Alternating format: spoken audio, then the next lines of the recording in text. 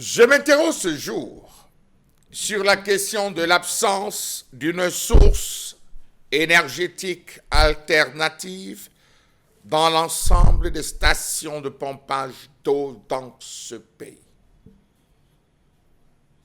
Depuis le début du mois de janvier 2024, les populations de la ville de Douala et une bonne partie du Cameroun font face à des coupures régulières du service d'eau potable fourni par la Kamwata. Dans un communiqué publié, bien que tardivement, le 5 novembre 2024, l'entreprise de production et de distribution de l'eau potable, Kamwata, culpabilise son alter ego du secteur de l'énergie.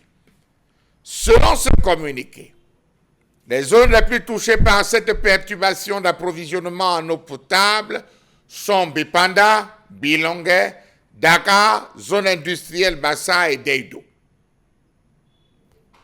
Lorsqu'on fouille et on rentre dans les archives de construction de ces différentes stations, on se rend compte que dans les différents projets, on avait intégré un secteur non moins des plus importants des groupes électrogènes, source alternative d'énergie.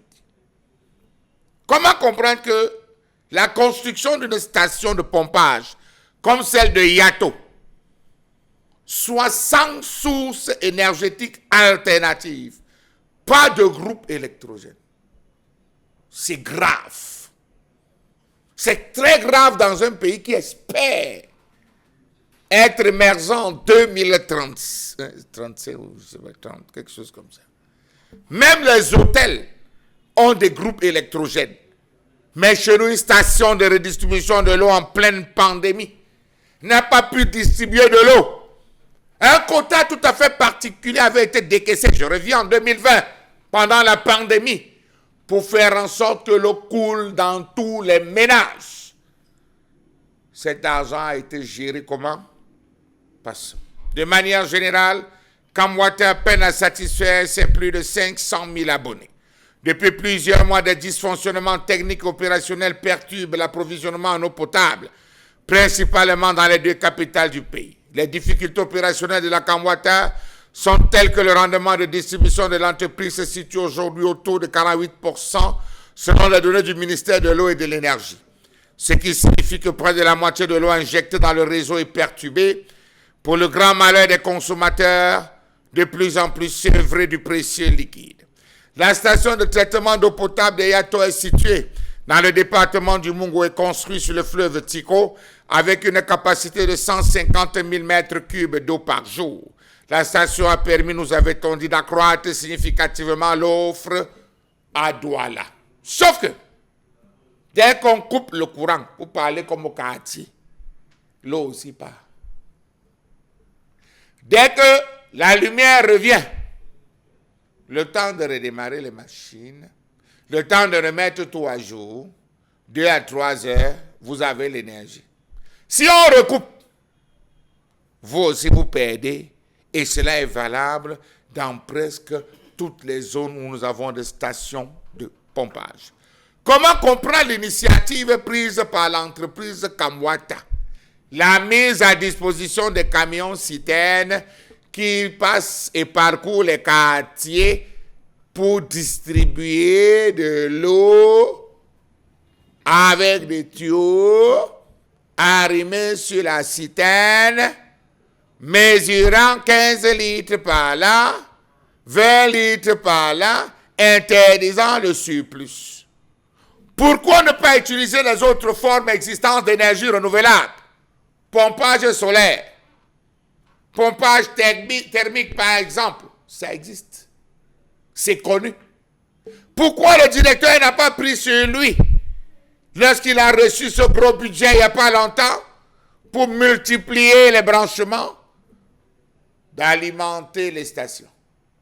On nous a fait comprendre dans certaines stations que les groupes sont en panne. Il y a manque de pièces. Les requêtes ont été envoyées. On attend que cela vienne, qu'on a passé la commande, on attend que ça arrive.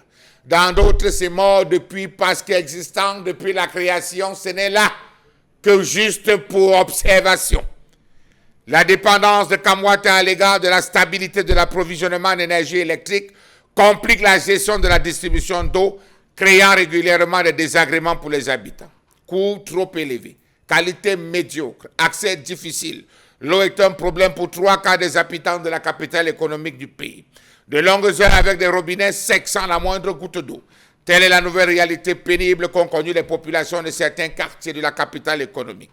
D'après cette entreprise, Kamwata, les coupures intermittentes d'eau observées ces jours-ci sont dues à une baisse de tension sur la ligne électrique dédiée à l'usine de production d'eau potable de Yato. Une situation qui entraîne une baisse de la productivité car l'usine suscitée fonctionne actuellement à moins de 80% de sa capacité habituelle. Franchement, l'absence d'énergie électrique ne devrait pas être un motif valable car quand on pèse des milliards de francs CFA, on prévoit des backups. Si nous ne parvenons pas à redistribuer l'eau en 2021, pourrions-nous un jour exploiter l'uranium? Depuis plus de 20 ans, on a établi dans ce pays des pénalités à tous ceux qui devraient ou qui allaient ou qui alors n'allaient pas respecter le deadline de paiement après dépôt de la facture. Ça fait 20 ans. Si en 20 ans, on a eu 1 million d'abonnés sur 20 ans qui ne se sont pas acquittés de 5 000, calculatrice à l'appui. J'étais pas à l'école, ça fera combien en 20 ans? Prenons 1 million là, fois 5 000. Sur 20 ans, ça fait combien? À peu près 100 milliards. Plus ça. On a besoin de quoi donc pour acheter les groupes électrogènes si la pénalité payée par 1 million de personnes sur 20 ans nous permettrait d'avoir des groupes électrogènes. Franchement, de janvier 2024 à novembre 2024, les communiqués sont les mêmes avec à la fin les excuses des dirigeants de l'entreprise Kamwata. En l'espace de 11 mois, ils ont pondu sensiblement 27 communiqués. On s'excuse des coupures intempestives, c'est dû au délestage, c'est dû, il y a eu une rupture sur la chaîne du réseau, les pertes sont énormes, l'entreprise est en train de voir dans quelle mesure réparer ces dégâts. Nous comptons sur votre résilience.